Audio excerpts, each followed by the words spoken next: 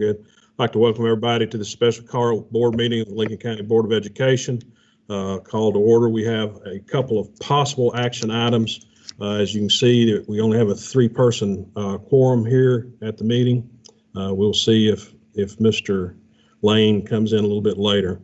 We'll go ahead and start off with 3A, possible action to appoint board member for District 5. Of course, when Mr. Blankenship resigned from that position, we had a position open.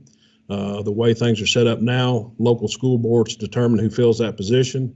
We had 2 people apply for the position. Both of them were the individuals running for the position because it was up for election this past cycle. And due to the fact that the time limit we had allowed the election to occur before we had to appoint somebody, we decided to wait till after the election. Obviously, Ms. Meeks has been elected to represent Area 5. What I would like to do is go ahead and appoint her to fill the interim position there for number 5 for the remainder of this year. And then, of course, she'd be sworn in January as the regular member. I'm open to discussion.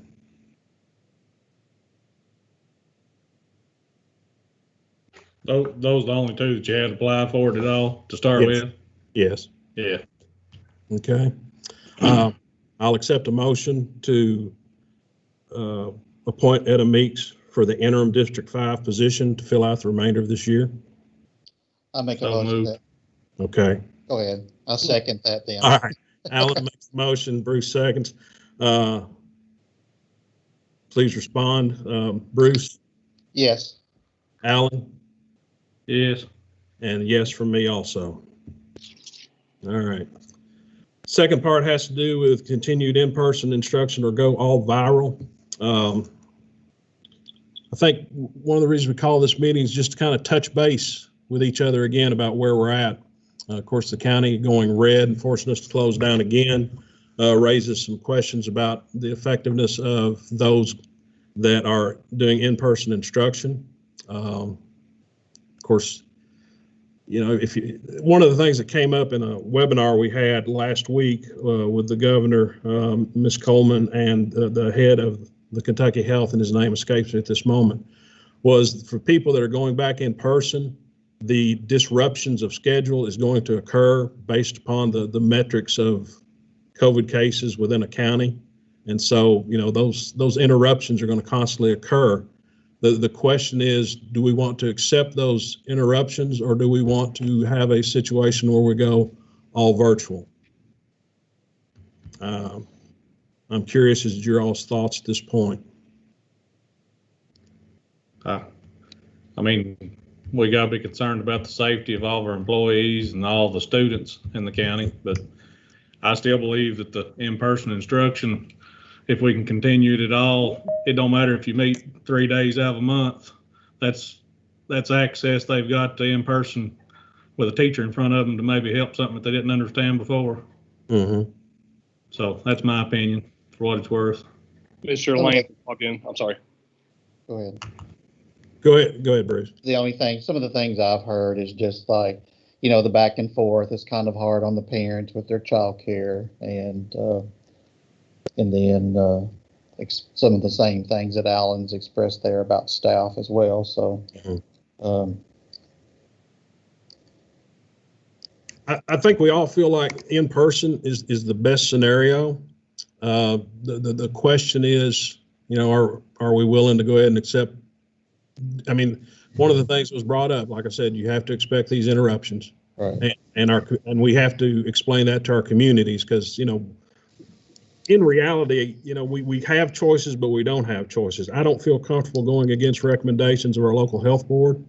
You know, at the same time, you know, once we go red, I don't think it's a good idea for us to have kids in, and that's kind of where I'm at. And the other thing is, if you don't feel like in person is working, you still have the option to go virtual. So, Ricky, I don't know whether you haven't missed much about the debate as far as, or the discussion as far as virtual versus our current setup, but I welcome your thoughts. Yeah, and I apologize. I was a victim of time change, so please forgive me, guys. It's it's a fresh 2:08 in my part of the country today, so forgive me for that. And I will go ahead and make my few recommendations just on the phone calls, and what I feel like the climate is in my district.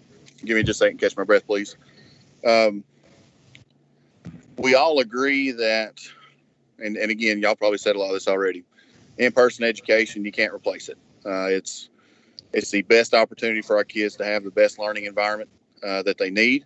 And but we also realize, especially us that have been parents, is that consistency is something that keeps our kids on track and on course. And the common theme that I'm getting is that the unknowing week in and week out is causing some frustrations, not just with the parents, but the kids also. It's also causing some inconsistencies in the learning platforms, and I don't disagree. As I've spoken several times with these people, that ultimately I would love to be able to go to school and not be influenced by other entities to tell us when we can and cannot be in school. However, we are at their mercy, and I believe in us being proactive in the approach and just considering the option of canceling school until the first of the year gives us a few opportunities.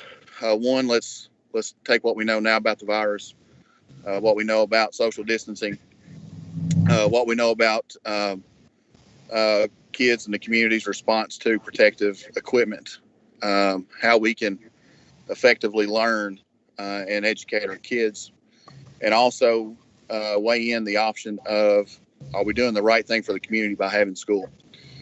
Something that concerns me is it being the holiday season and quarantines being the way they are. We've got parents that cannot, potentially could not, have holidays with their kids in November and December because of quarantine. So I would hate to put the kids and the parents in an environment to where they're quarantined come Thanksgiving, come Christmas, in a year that's full of just unknowns already, and say you can't, per the health department, you cannot, you have to stay quarantined because of potential contact tracing. So that's just my benefit or my perspective on it. But I also think that ultimately, as a parent, as parents that I've spoken with and teachers that I've spoken with, constantly flipping back and forth between virtual and in person is just not a feasible or effective way to teach. And I don't disagree. I don't like it I don't like it at all, period. I do not. But at the same time, I have to understand that asking our teachers, even our teachers, to go in school and put them in a box and say you can't educate your kids the way you did before. I think they've been creative. I think they've tried every avenue possible, and I think they've just shown us that they've given effort, and the effort is, without lack of better terms, just not working because there's no consistency between being in school and not. I know that's a really long answer, and I hope if I repeated anything, I apologize, but that's kind of where I fall into it, guys. I have another thing. Okay. How, when we have staff that has to be quarantined, how are we doing with the substitutes? Are we having enough substitutes? No. No, we're not having enough substitutes. We had to pull all of our instructional coaches last week. Also pull people here from the Student Support Center to make that coverage. So that is a big issue. We do have Tracy on here, Ms. Griffin, who can share some numbers of positive cases in those quarantined if you all would like to hear those. Alan, do you have something? That was actually the question I was going to ask. Out of the quarantine, I know we had so many teachers quarantined, classes that got quarantined.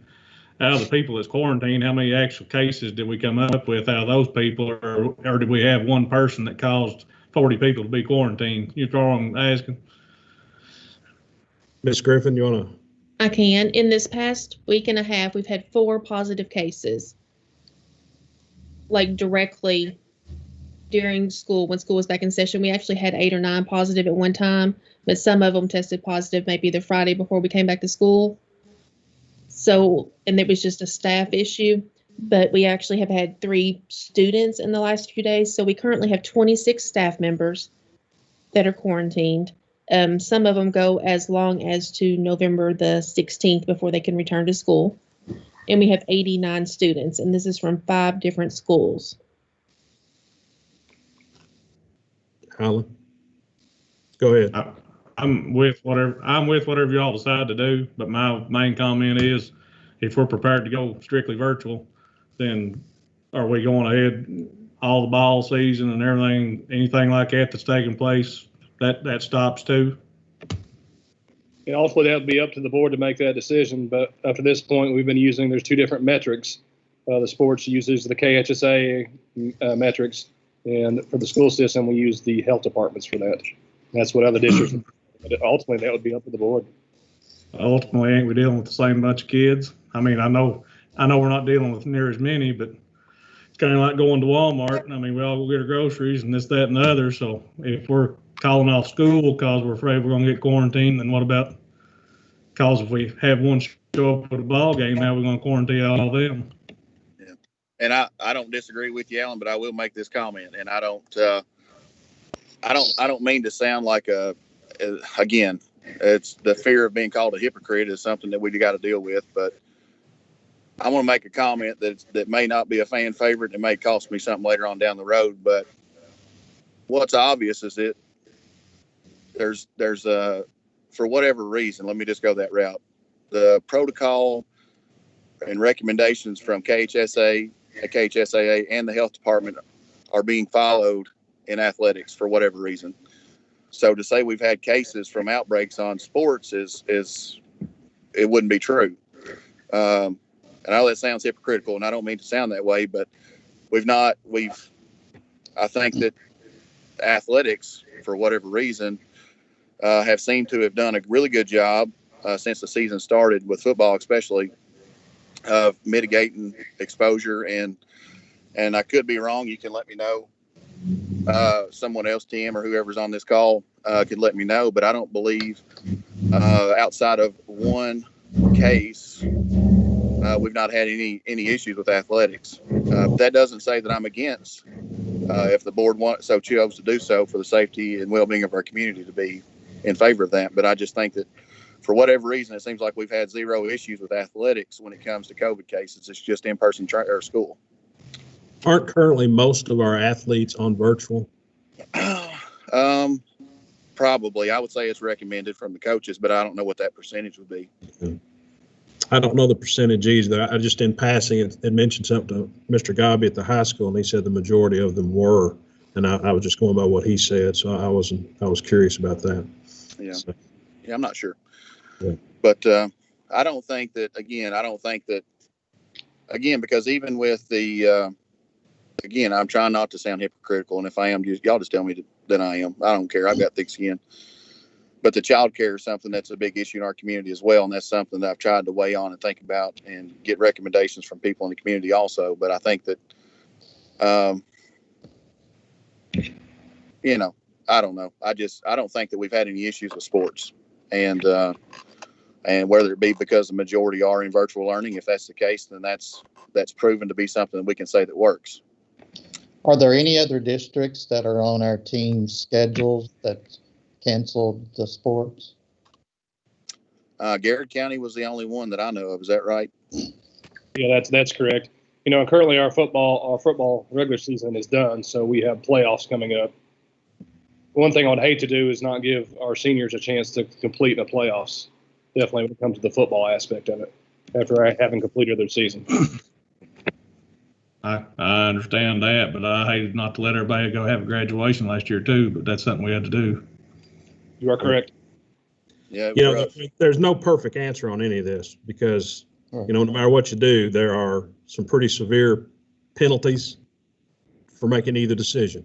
And I mean, the only thing I'm getting at, I can understand we're going by the KHSA on one, we're going by the health department, and the thing about it, how's the rules from one to the other? I mean, if we've got enough cases we're canceling school, then that's what I'm getting at. I mean, the janitors, they're cleaning the school and cleaning the sports facilities, so what's the chance of them contaminating one place to another? I mean, if we're going to get technical about it, Yes. Well, there's one other thing we can talk about here also. Of course, you know, we've got a board meeting next Thursday, and during that Thursday, we'll have another update between now and then. I mean, because this Thursday we'll be meeting with the health department again to determine whether we can open school to in-person learning next week. So, yeah, you know, that may end up being red, or we may end up going back. We don't know for sure yet. So, do you want to do something now? Do we want to wait? We'd have one more person on the board to discuss, plus we would have one more week of information from the health department.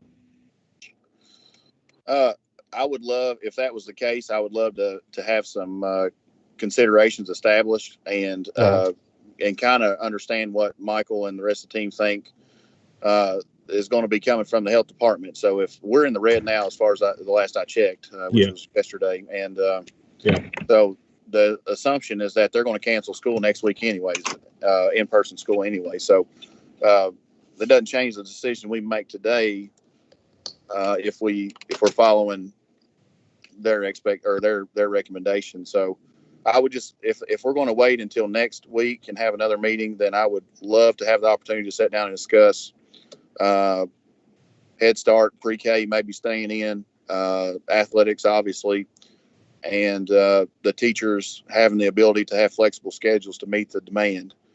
We can't expect the teachers to be in school from 8:30 to 3:30 if they're in daycare. Their students are in daycare at a babysitter and can't begin instruction until 5:30 or 6 o'clock in the evening when parents get home from work. So just a couple of things I'd like to talk about if we're going to wait and postpone that decision until next week. The athletics, child care for pre-K and Head Start, and flexible schedules for the educators. Other thoughts? All right, I'll throw this out here. Does anybody want to make a motion at this time?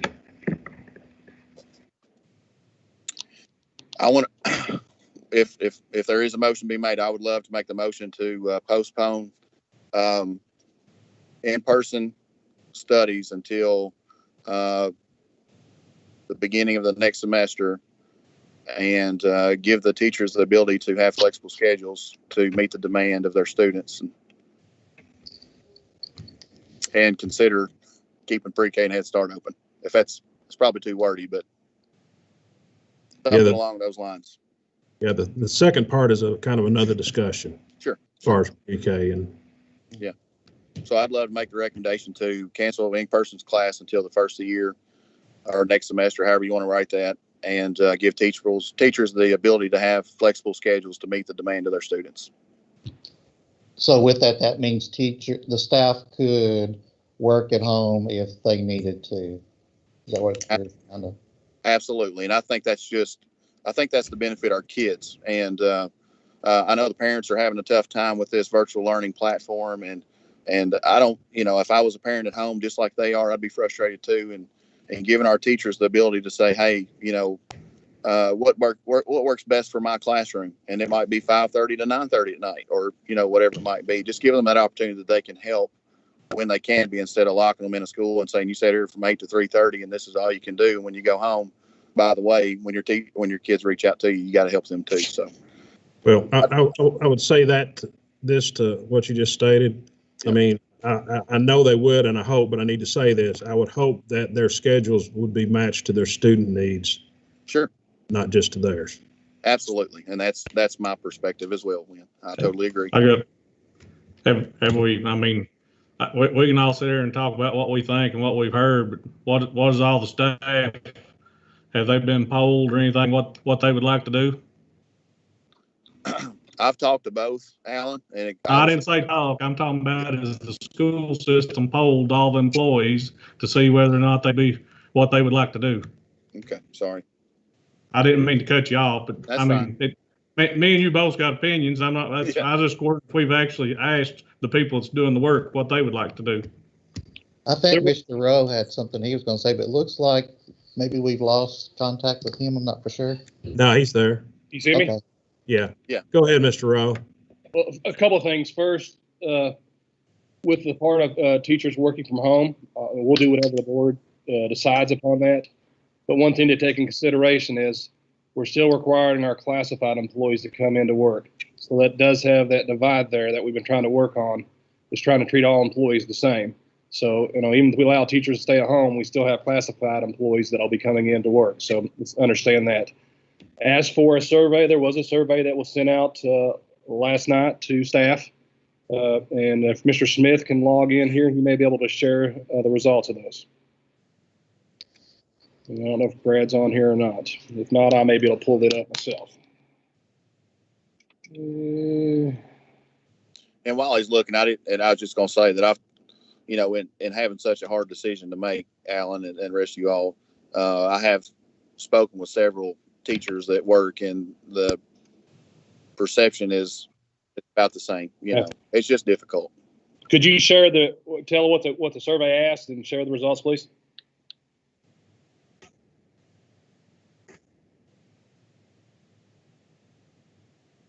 Okay. We got to love technology when it works. See, I could have understood it more if it had been froze Monday morning when it was 24 degrees.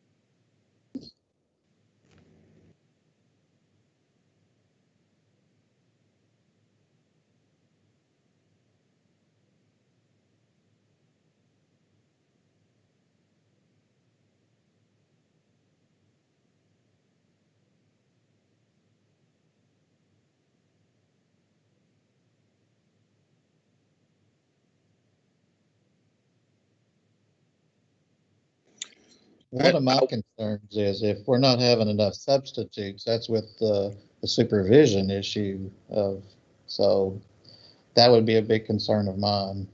Okay. And I think that, and to add to that, I totally agree, Bruce, and I hate it. I wish we had an abundance of them, but I think what happens a lot of times is that given the climate in which we live in, finding a substitute is probably harder than finding somebody to work at Walmart these days. So it's difficult, but I think in studying not just the surrounding districts, but also what's going on in the rest of the state as well. I don't believe I don't believe there's a consistent measuring stick to be used to be even to compare ourselves to other districts. Even the way the contact tracing is being handled is not being handled the same in Lincoln as it is elsewhere. And I'm very, very thankful that ours is taking it as serious as they are, because the results are obvious. We've been very, very good for a long time.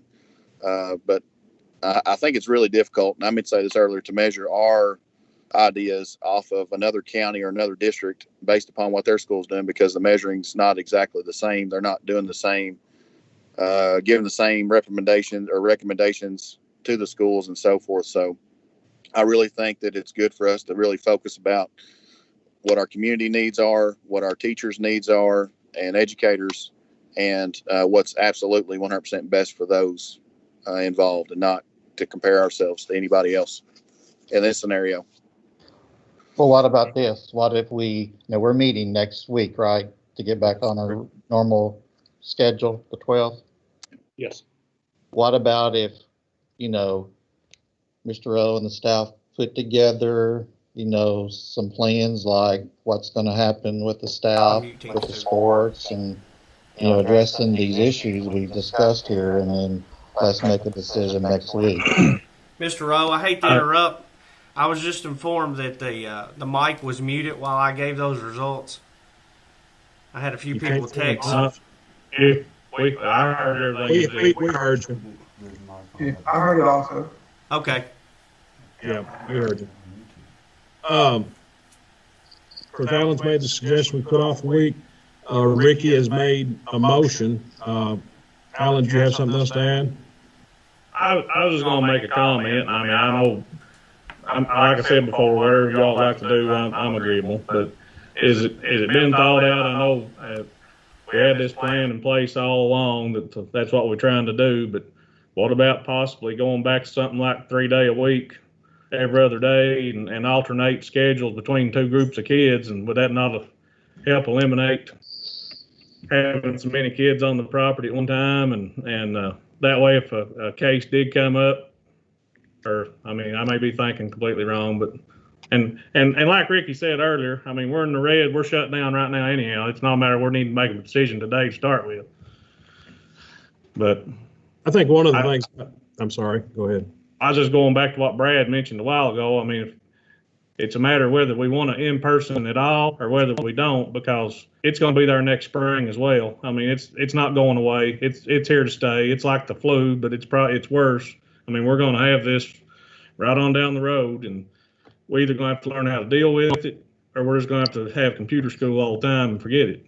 So that's just my comment. I see Miss Griffin has her hand up. I've got her. I see her. Hang on a second. I think that I just got a text saying that everyone on YouTube did not hear Brad. We heard him in the meeting, but I guess it wasn't broadcast out.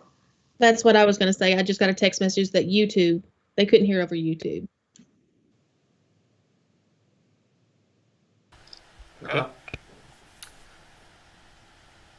We pull it back up. Okay, sorry about that for folks that didn't hear it. We had one of our mics muted. We should be good now. So the results of the survey as of 2:30, last time I had a chance to look at it before the meeting, we had 433 staff responses. 75.5% said that they prefer to continue to use NTI virtual learning until the end of the semester and reevaluate at that time for the next semester. 24.5% said they prefer to keep switching back and forth to in-person as often as they can do so safely. And I just added to that and talking to some people, because I like to talk to staff when I can too. I think it's important to communicate verbally too and feel people out. And several folks said they would prefer to do in-person if they could do so in a somewhat normal manner. And of course, we're all learning to be very difficult. So to get back to what you just said, Alan, I'll say the same thing again that I said to bring that up is at some point I think we have to choose if we want to try to do in-person and figure out a way to make it work. If not, the going back and forth is kind of the metric that's been given is you watch your incident rate in the counties and you make that choice every week, and that's what we would be looking at. So I think it's important, everybody, it sounds like, has heard from the community a lot. It's obviously very important, but I think there's a lot more factors, even to that question. And that's the reason I say that with those results. I think you got to think about it much deeper than just the results. Okay. I'm going to back up to Ricky's motion. Ricky, if you wish to make that motion again, fine. If you want to put it off to next Thursday, fine. But I'm asking you, if you want to make the motion, please repeat it again. I would like to make the motion to postpone in-person education until the first of the year, and to give teachers the ability to be flexible in their schedules to meet the demands and need of their students. Do we have a second?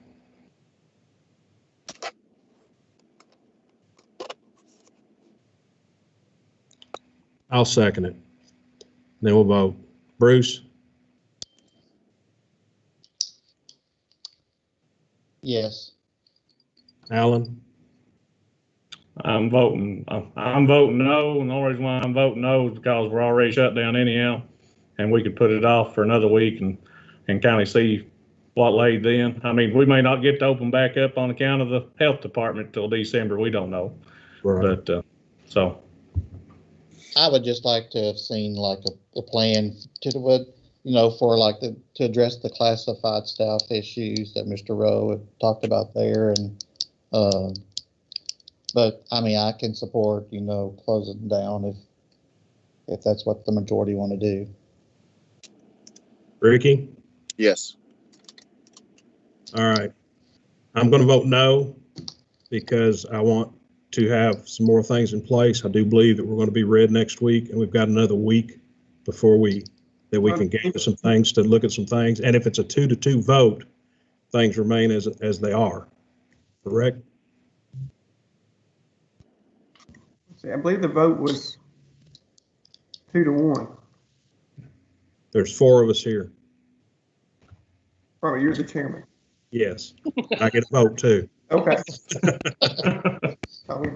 So anyway, I mean, I just want to examine a few other things before we make that definitive decision, okay? And between now and then, what I would like for, Mr. Rowe and his people to do is kind of come up with something. I want to address the deal with preschool and Head Start. I think that needs to be addressed.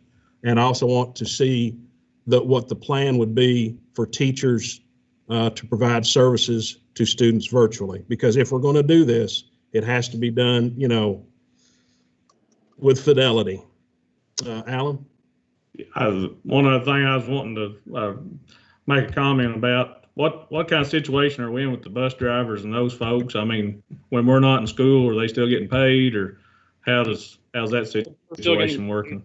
We allow them to come if they want to come into the schools and count that as a day. They're just making their time up at a different time. Okay, that's all I was asking. I mean, we got to try to make it fair for everybody. If we're going to shut down these people that has jobs that probably really wouldn't have anything to do, that they rely on the income for their livelihood. So yes, yeah, we got to consider that as well. So we got to come up with a plan for all that too. So. And then Can I make a comment about bus drivers really quick, just so you know? We've had one positive and had to quarantine one last week. And after I quarantined that bus driver, we didn't have anybody to drive that route that afternoon. Once again, substitutes are an issue. Yeah, substitutes are an issue, not just certified, classified as well. Right. Okay. Anyone else comments? So in that plan, we're also going to be addressing the sports, like, for example, maybe football could finish up since they're in their playoffs, but then looking at the sports that hasn't started yet, right?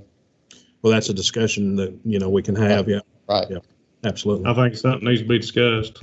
Oh, yeah, absolutely. All right. Anybody else? I need a motion to adjourn. So moved. I'll second it. All those in favor say yes. Yes. Yes.